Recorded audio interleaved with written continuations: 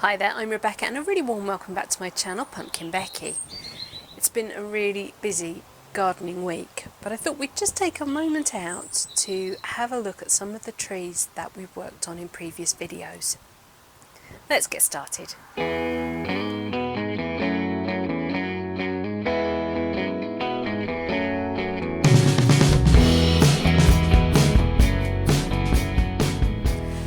The first tree we're going to look at today is my wild olive. In the last video of this tree, I took off quite a lot of growth. It had got very long, very wild and crazy. So I'd spent a lot of time bringing it back down, looking carefully at where I'd got bifurcations and trifurcations and trying to get rid of those. And I'd also noticed that there were quite a few sort of structural flaws that I wanted to try and get rid of. Things where I'd got too many branches in one place.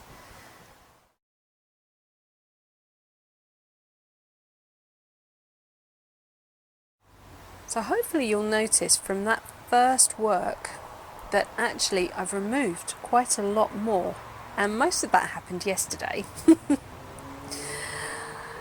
Because yeah, I should have done it in a video, I know, but I sort of thought, oh, I could do this, and before I knew it, I had my little X-Acto knife of a tree saw out in my hand and I was doing the work. The bits that worried me were this section here, and then if I turn you to the back of the tree, this section here. They had too many branches coming off these clusters,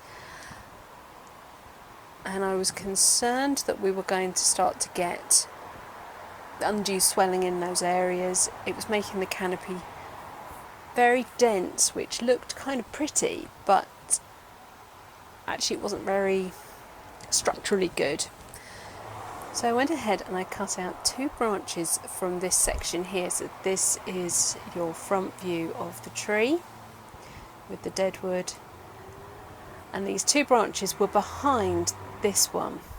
And this front section did suffer what I hope is just frost damage, so the leaves here are looking really sad and a bit fried, but there is green behind the bark. I've checked that, and I think I can see buds opening sort of behind, so I think it's purely that this section of the tree was in the roof space of the greenhouse and it just got maybe up against the glass too close, and frost or snow was too close to it for too long.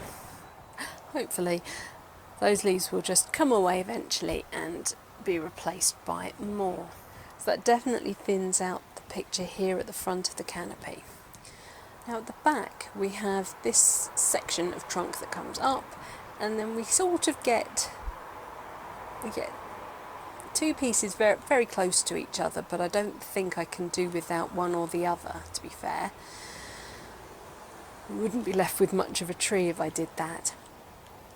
But same as this section here, I had extra branches in here. They'd grown very straight. They were really cluttering up this whole section and making it very difficult to see what was going on. I didn't take them off last time because, as I said, I'd already removed an awful lot of canopy, and it worried me that I was going to go too far with it. So I left it alone, and I've come back and done it now. I've left little stubs so that if there is any dieback, I can then just carve into that and cut it away neatly, just as I did up here. The other thing I did for this tree is I found it a new stone. It had, I can't remember if I showed you, I think I might have done.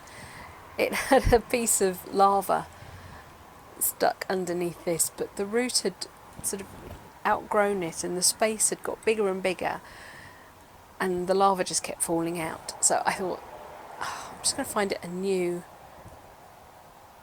piece of rock. So I've got this piece, I think it's probably flint. We have a lot of flint in the garden, and yeah. You might also notice that I've started feeding all my trees. I'm using BioGold. And BioGold is a Japanese organic bonsai fertiliser. It comes in these sort of triangular shaped extruded pellets, and they are very different to the one I was using before. I was using a cylindrical pellet, but they never broke down, and I just thought, oh well, the trees aren't needing the feed, they're not utilising it. But actually these break down surprisingly quickly. As soon as water gets onto them, they start to go mushy, and I find the trees are healthier and better for being able to access the nutrients better. I don't know what the other ones were, but they weren't giving anything to the trees at all.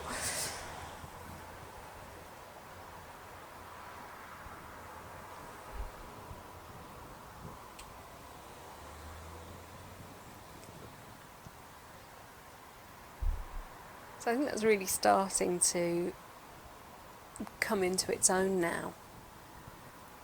It was very impressive when I bought it. It had massive greenery and branches and twigging and this beautiful trunk, really thick, gnarly trunk, and this root that was just extending away. And it was a really exciting tree, but then as I got to know it more, I could see how many flaws there were, how many things that I really did need to work on for the health of the tree. So I'm going to wish it a very good growing season and pop it back on the shelf. I've started the bonsai shuffle. I've started removing things in and out of the greenhouse. The greenhouse doors have been left open, but I've had a mouse in, and I'd got sunflowers and broad beans in trays that I literally planted yesterday. And when I came in just now to film this, I noticed that the mouse had just very neatly extracted the seeds and beans that it wanted.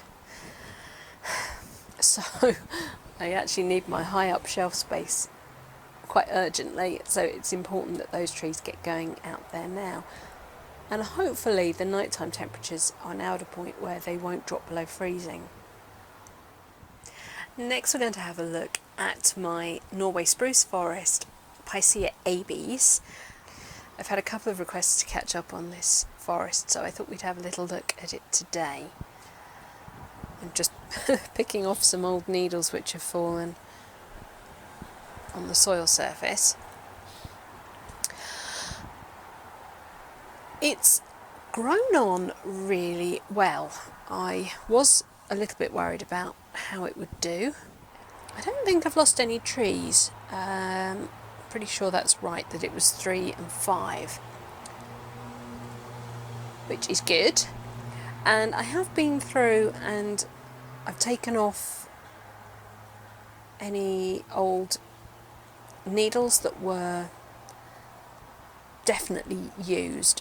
What I have learnt is that if you go to try and take off an old needle, if the tree tries to hang on to it, don't pluck it off. It's still using it for nutrients. So when I did this work a few weeks ago, I possibly went a little bit too far because some of them were definitely retained and I was having to pull them off. But I've learnt that lesson now. I just need to dial back my activity a little bit. I've also wired some of the branches down so that we start to get that alpine feel to them. Picea abies is a short needle, single flush pine and spruce, really, spruce. And that means that you can actually pinch it out several times during the growing season. You're supposed to candle pinch. Now, I haven't actually got any candles to pinch at the moment, and it's probably a little bit early in the season anyway. We're looking more sort of June time, I believe. So really what I've been doing with this over the last year is just making sure that it survives, that all the trees are happy in this group planting, and I have tried to, by wiring, make sure they're keeping quite upright. I want this to be a fairly upright looking spruce plantation almost. Carefully gone through and removed any branches which are immediately opposing others, and favoured ones which are facing out from the planting to give us a nice open feel here in the centre. I want it to look like a little forest path that you might want to walk through. So keeping that space open feels right to me. The mosses have grown in really nicely, which I'm pleased about, and the rock that I inserted last in the planting has sort of melded itself into that pathway, that sort of gully that I've created. So I'm really pleased about that. The mosses went quite dry over winter, but they're now starting to green back up again. Now I do find that the solid feed will sort of grow lots of moss on it. So you get these really interesting little tussocky bits where the moss sticks itself to the... Yeah, that's another piece. Where it sticks itself to the solid feed. You'll notice that some of the wiring is pretty loose around the branches, making it almost like a sleeve around the needles, and that's because I don't want to have to remove too many needles to wire the branch fully. I mean, this is in such basic structure at the moment, it would I don't think it would do it any favours to start trying to remove things like that.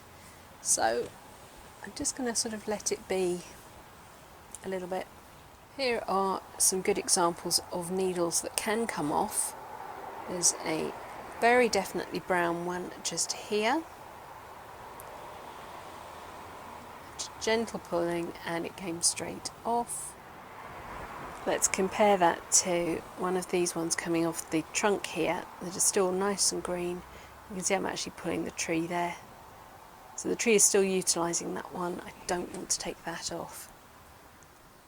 The tops of the trees are getting quite complicated, and all I've done is come in and shorten branches that appear at the top of the trees so that we can gradually start to get each one making a sort of very long, elegant cone. This is the first forest I have grown and managed to keep alive, so I'm really pleased with how it's settling in. It's exceeded my hopes.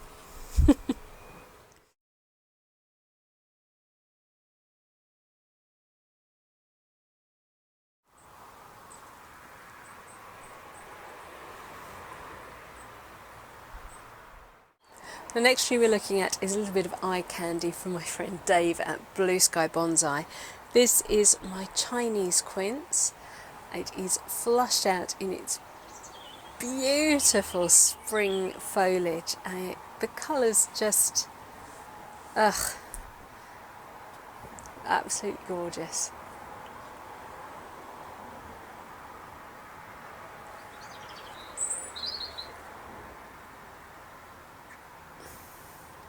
I shared some photos with another chap who had kindly commented on a previous video, and he'd offered some suggestions, things that I completely missed. I've had it mentioned to me before that I should remove one of these because it's causing inverse taper here. I'm not sure it is. I think maybe there was inverse taper caused because of the trunk chop that was done originally by the nursery in Japan where it was made, and this is an imported tree. So I don't think that's quite right. Ooh, nice. Got some lovely growth capping. It's nice. It struggled really badly last year, so it's nice to see it looking full of vigour this year. Yeah, so this gentleman, Graham, very kindly took a photograph that I sent that was taken last summer and made some markings looking at the back of the tree of things I need to take away and maybe shave back. So he has suggested removing, I think I'm getting that right, all of this piece,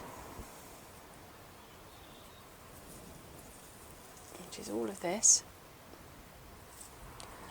And he has suggested starting to sort of shave away this knob here, which makes lots of sense. Now it may just be the angle of the photo he was looking at that he thought that was a trifurcation. It's actually not. It's actually part of a nice bifurcation. Now, it wasn't a terribly clear photograph that I sent him, and there's every chance that he thought that this was forming a trifurcation from here, but it's not. It is actually part of this branch here, which is bifurcating nicely. However, I have got a trifurcation here. I have 1 branch, 2 branch, 3 branch.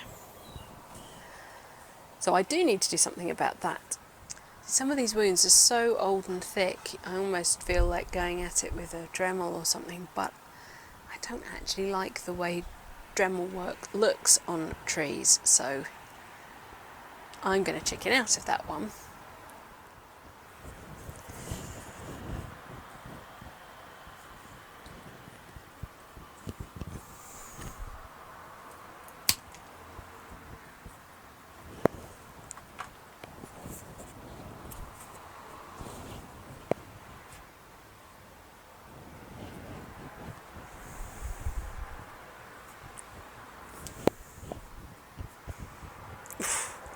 What happens when you've got small hands? Ah.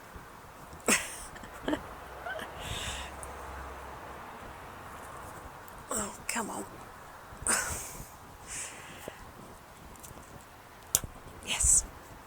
I gotcha. Come on.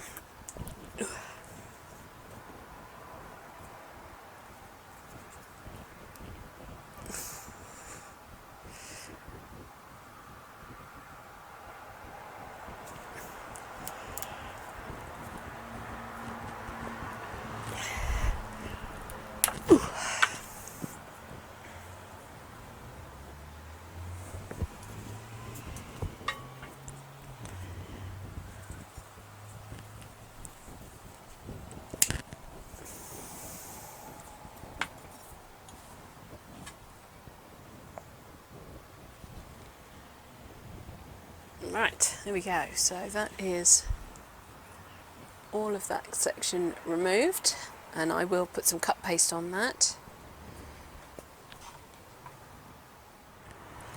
So all I'm really doing here is rewounding scars. Yes, I took off a dead branch, but yeah, that's not going to cause us any issues.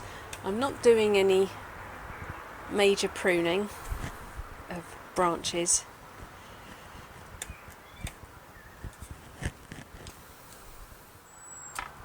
The nicer you can make the edge of the wound, the nicer it will roll, apparently. There we go, so I've just carved that away and grab my cut paste.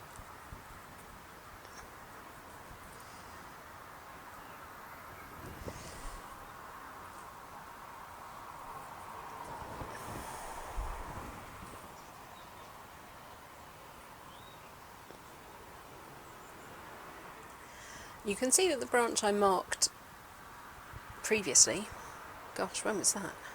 I'm not sure, that I thought was dead actually is dead. It has no new growth on it, so I can go back and take that off.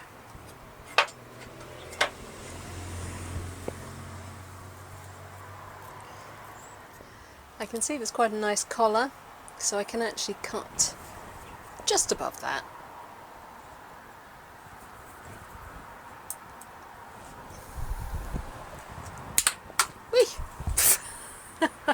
Again, just to give it a chance to heal before I go ahead and remove the rest of it.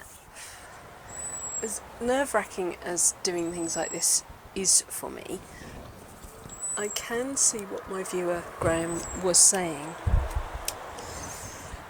But if I don't do this work, the faults will just get faultier. And they'll be even harder to correct. So I think what he was suggesting was little and often. In terms of do a bit this year, do a bit next year. I'm just cleaning this one up at the moment. I've now managed to expose the cambial layer of the green all the way around and neaten up the edge, so I can go ahead and cut paste that.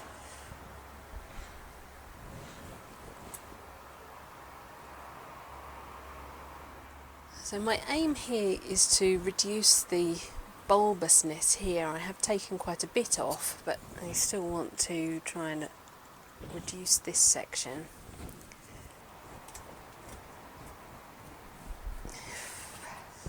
I think for the sake of my nerves I'm going to leave that there. So that is certainly less bulbous than it was. Green cambium all the way around.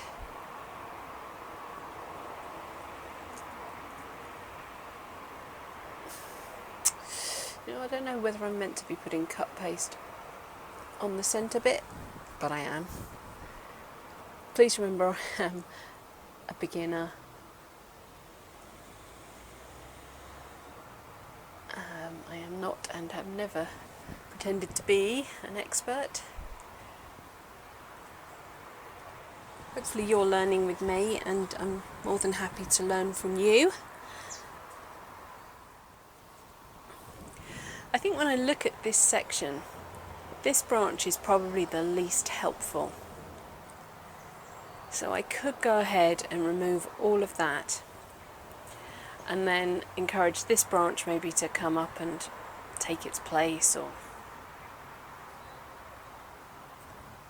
something, because it fills that space and it moves stuff backwards. I've got quite a lot of nice fill at the back there. So what I'm going to do is I'm going to mark it with my bit of string again, and I'm going to look to take that off once we've got leaf drop, I think, and I can reassess the shape, and it would be a case of removing that whole branch to remove the trifurcation there. But then maybe this is the branch to take off to remove that trifurcation. It's very short, it's fairly inconsequential. At this point, I don't know. I'm going to leave it until the leaves drop. Maybe keep an eye on it over the summer.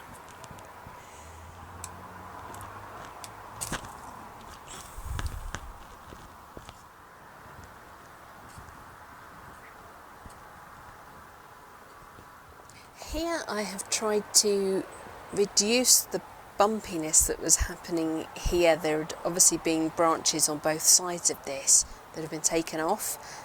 Calluses had formed, but it had gone a bit square looking, a bit like this one up here. So I'm just starting the process of trying to refine that down a bit.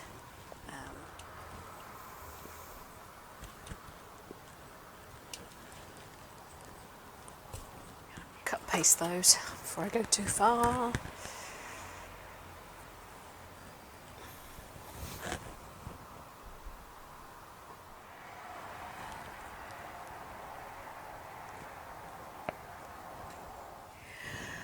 Right, you may have noticed that it is now quite a lot later. I started this video at 1:30 this afternoon and it is now 7:50. That turned into quite an epic carving session, so much so that I actually drained 2 batteries on my camera and then I had to wait 2 hours for one to charge back up again. But hopefully I will be starting to correct some of those strange nodular pruning scars that this tree has, and maybe it'll start to look a bit prettier, a bit finer. Right, on to the next tree. This is Acer palmatum Katsura, and it's all wired out. I'm keeping a really close eye on those wires because I don't want them to start biting in.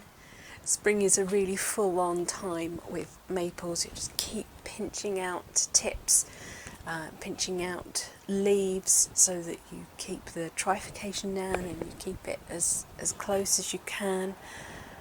I'm not doing too badly. I did this, when did I do this? Yesterday? Oh, looks like I missed one there.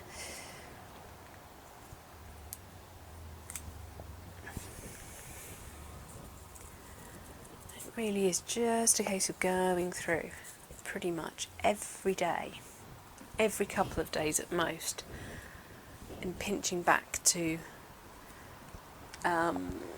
remove trifurcations. You're not going like, prune everything, otherwise you'd have no tree left. But you're keeping growing tips pinched back, or if you want that branch to extend and thicken, you're taking one of the other leaves off so that the central stem can keep going. But by taking one of them off, you've removed that trifurcation. How many fingers am I holding up? I don't know. I don't know what time it is. I don't know what day it is.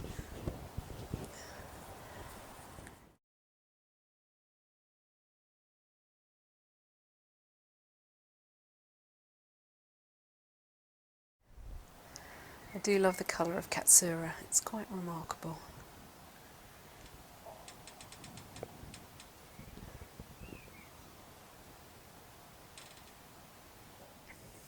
And the final tree we're going to have a little catch up with today is my crabapple. The one that I picked up for a song.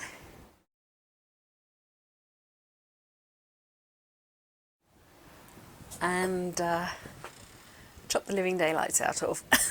There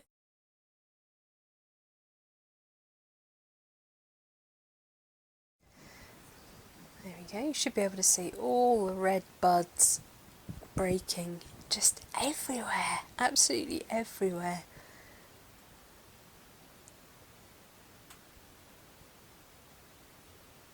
That's going to give us so many options when it comes to where this little tree goes next.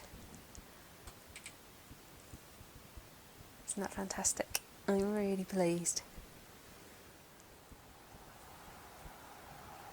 So my one little branch that I liked, that's still okay, that's doing it.